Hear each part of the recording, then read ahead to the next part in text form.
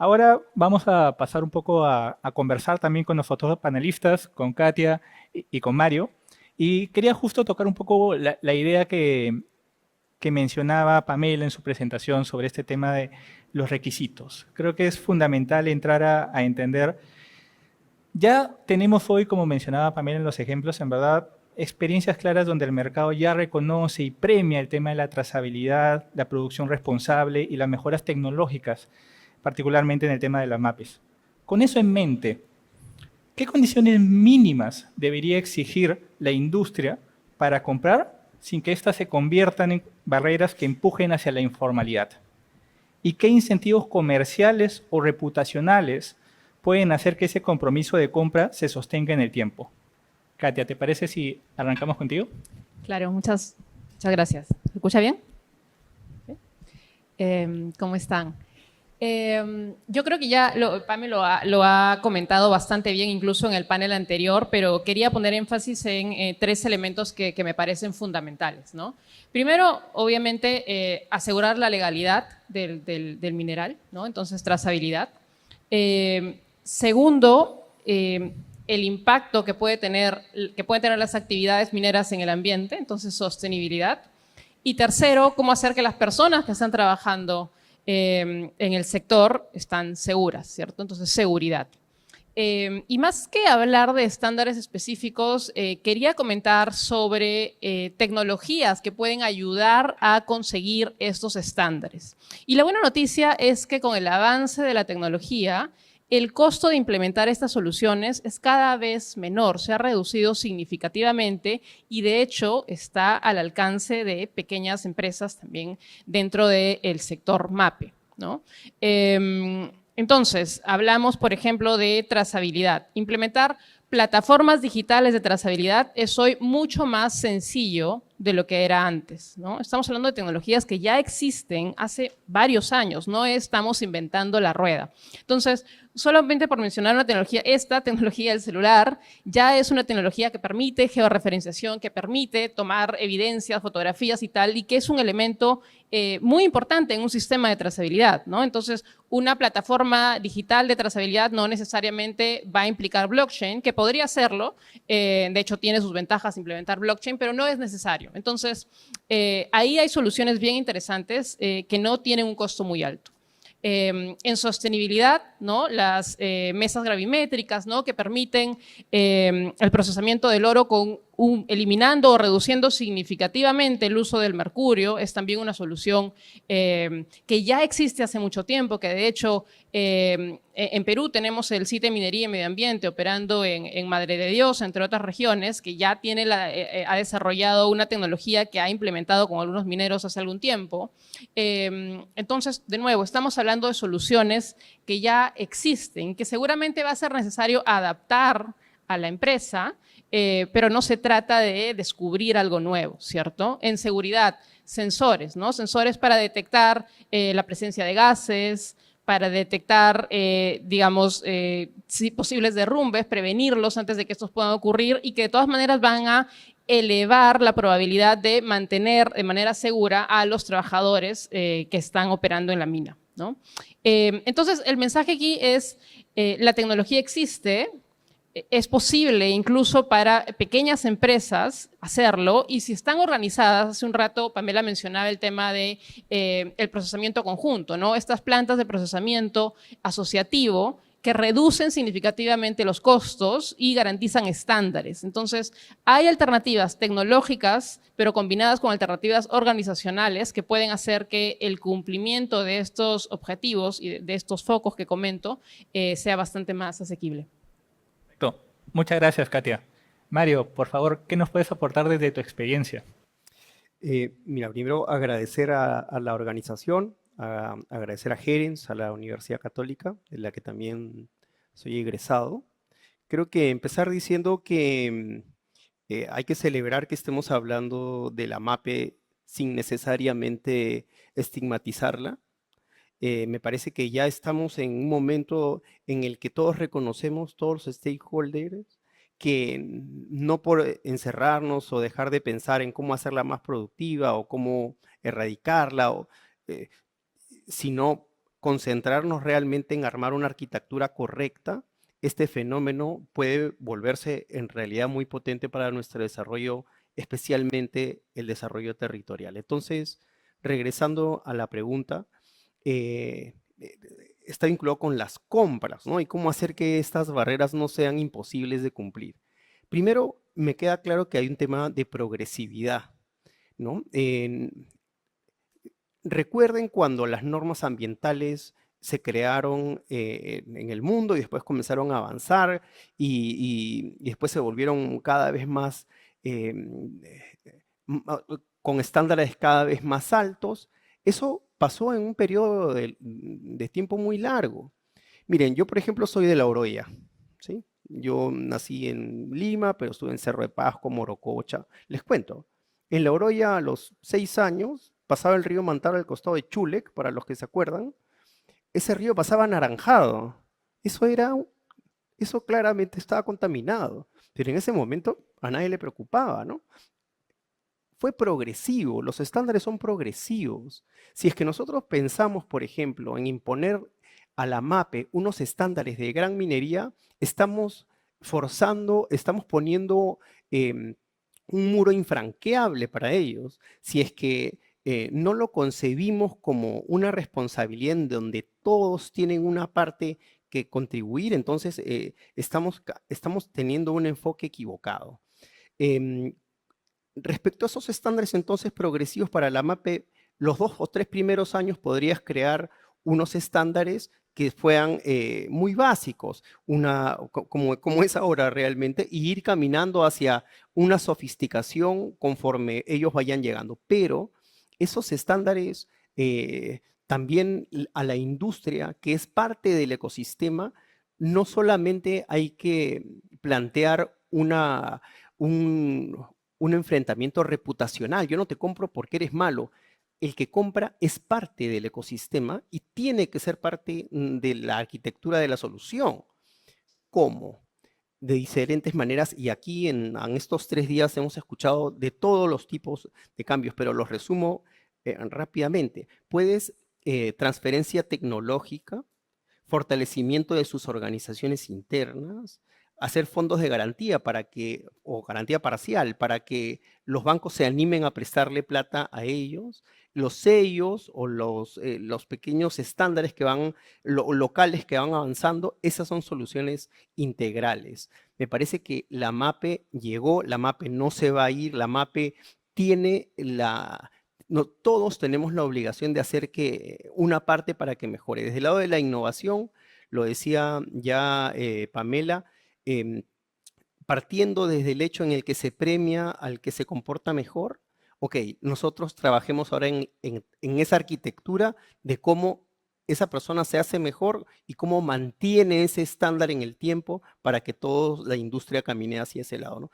Ya no es una responsabilidad de uno, no podemos esperar a que el Estado lo arregle, no podemos esperar a las elecciones a que el nuevo que llegue arme una ley MAPE increíble y esa lo solucione todo, ¿no? Creo que la solución es multiactor. Perfecto, muy interesante, Mario. Y justo quiero quedarme con esa idea porque me parece muy interesante en trabajarla del cómo, ¿no? Justo creo que el panel anterior también estaba tocando tratar de enlazar un poco lo que estamos hablando de desarrollo e innovación sin hablar de financiamiento. Creo que quedamos un poco despegados de la realidad y sobre todo de las necesidades que tiene MAPE. Y me gustaría justo empezar ya nuestra segunda ronda de preguntas enfocado en eso. Financiamiento. ¿Qué es que financiamiento pueden mejorar el desempeño de la MAPE sin exigirle garantías imposibles? ¿Y cómo diseñamos mecanismos de verificación que sean proporcionales, viables y sobre todo sostenibles para el pequeño productor? ¿Te parece si arrancamos contigo, Mario, primero? Claro. No hay manera de exigirle o trasladar esas exigencias de esos estándares a la MAPE sin financiamiento, ¿no? Si tú quieres que tengan mejores estándares laborales, mejores estándares sociales, que participen, que cuiden a los trabajadores, todo eso cuesta. Y como ya está instalada la informalidad, ya está instalada los beneficios que te trae ser informal, entonces la única manera de romper eso es con financiamiento. ¿Financiamiento de quién? De la propia industria. La industria es parte del ecosistema de la solución, como lo dije hace un ratito. Comprar adelantadamente la producción sobre la base de unas condiciones es una forma de financiamiento. Trasladar o ayudar a organizarse mejor, societaria, su promoción del negocio, su estructuración financiera, ayudarlo con esa transferencia es una forma también de financiarlo o de cofinanciarlo. Comprar poner garantías intermedias o prestar sobre la base de mejoras parciales en su tecnología o mejoras parciales en sus estándares sociales o ambientales es una forma también de prestar la plata. Entonces, hay que pensar en no solamente de la manera clásica, sino cómo compartir el riesgo, ¿no? Mientras nosotros entendamos que hay una asociación entre el riesgo, el capital de riesgo y que él también se arriesga, ¿no? Y que somos parte de la misma industria, creo que esa sería la forma. Gracias, Mario. Y Katia, este tema del financiamiento, ¿cómo lo abordas un poco desde tu experiencia? Claro, a ver, nosotros, de hecho, en Bioactiva, mucho de lo que hacemos se relaciona con ayudar a las empresas a acceder a financiamiento para hacer innovación. Y Pamela comentaba en su exposición sobre las entidades que tienen financiamiento específicamente para hacer investigación, desarrollo e innovación. Entonces, sí, es importante resaltar lo que existe, pero también mencionar lo que todavía no tenemos en el ecosistema peruano, ¿no? Porque, de hecho, se han hecho muchos avances, pero hay muchísimo más por hacer en términos de apoyar a la empresa y sobre todo a la pequeña empresa con financiamiento para innovación.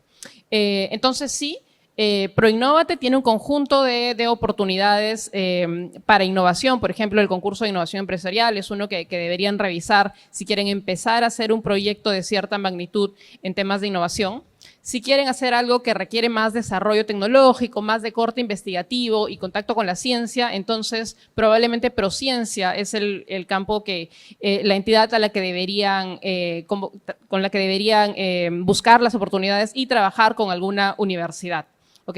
Entonces, hay financiamiento y hay nuevos instrumentos que están desarrollándose. De hecho, pronto van a empezar a salir fondos regionales, ¿no? Entonces, ahora algunas regiones en el Perú, las que tienen un ecosistema tal vez más desarrollado, tienen la capacidad de lanzar instrumentos específicos a sus necesidades. Entonces, una región minera va a poder sacar fondos específicos para minería. Eso va a estar buenísimo. Pero, por supuesto, nos falta muchísimo, ¿no? Entonces, no se trata solamente de dar financiamiento para hacer innovación, sino también para adopción tecnológica, ¿no? Tecnologías que ya existen, no estamos inventando la pólvora, cómo las democratizamos para que las pequeñas empresas mineras adopten tecnologías que no necesariamente son tan caras. No hay instrumentos financieros en ese sentido. Garantías, ¿no? El Estado ha empezado a pilotear un instrumento que se llama garantías tecnológicas, pero todavía está muy acotado. ¿Cómo funciona esto? Tú quieres ir a pedir un préstamo a la banca para desarrollar un nuevo proyecto innovador, entonces el Estado pone la garantía para ese financiamiento y la banca te lo puede otorgar más fácilmente o en mejores condiciones. Como decía, se está piloteando esto, todavía no se escala al nivel de que existe en otros países, ¿no? Entonces, creo que todavía hay muchísimo que hacer para masificar la disponibilidad de financiamiento, sobre todo para la pequeña empresa y sobre todo en el sector minero, ¿no? Perfecto, gracias, Katia.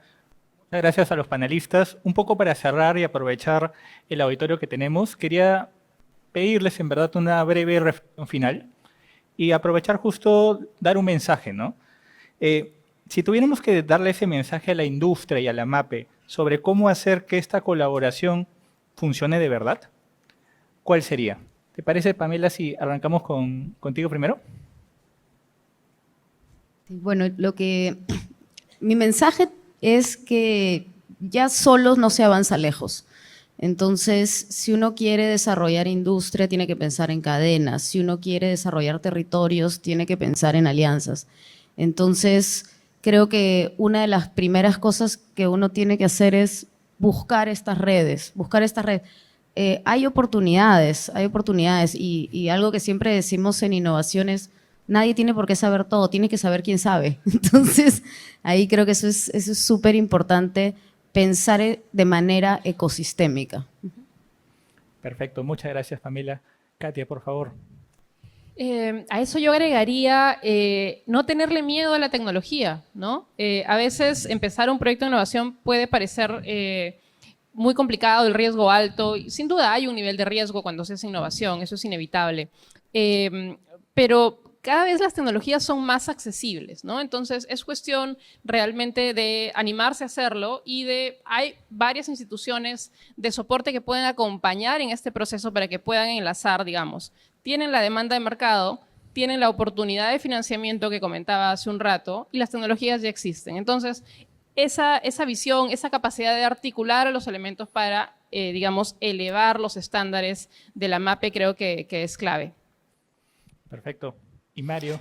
Sí, yo agregaría que partiendo de reconocer que la MAPE ha llegado para quedarse, partiendo de reconocer que la MAPE es una oportunidad de desarrollo territorial seria, partiendo de que la MAPE es el espacio perfecto para innovar, probar nuevas tecnologías, tejer más alianzas, creo que iría por lo que dice Pamela, ¿no? Pensemos, por ejemplo, en todas las economías globales, el momento en el que nos encontramos y veámonos reflejados en ellos, ¿no?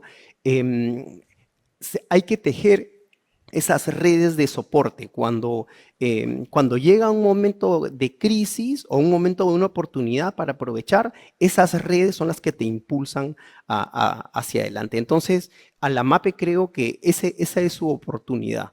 En Davos, el primer ministro de Canadá dijo algo que me quedó bien claro y que estoy tratando de encontrarle sentido a fenómenos como estos, ¿no? Miren, si tú no estás sentado en la mesa, si tú no eres parte de la solución, eres parte del menú.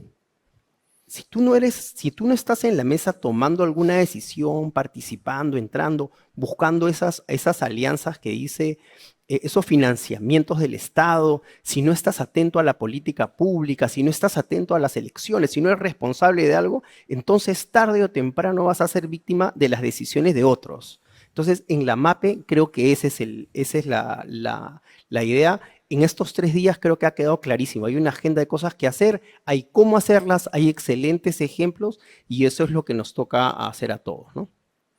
Perfecto.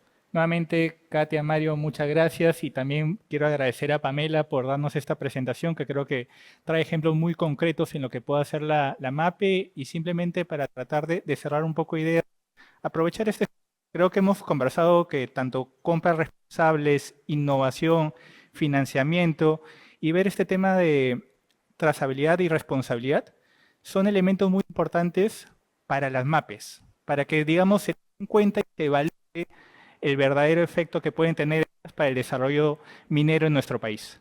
Muchas gracias. Con esto damos por concluida este panel.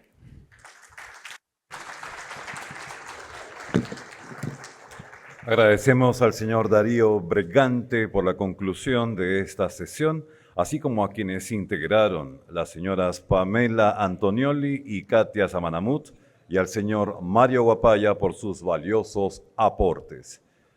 Con esto